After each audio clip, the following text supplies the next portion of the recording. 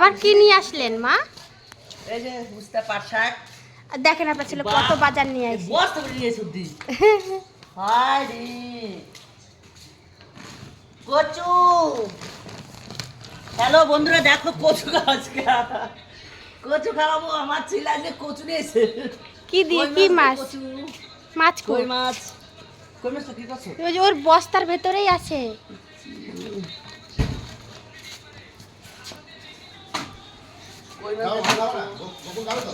দেখো আবার আবার রুই রুই মাছ মাছ আছে ওর ছেলের ভাত জন্য। জন্য। হ্যাঁ হাতে পাট শাক থাকবেই।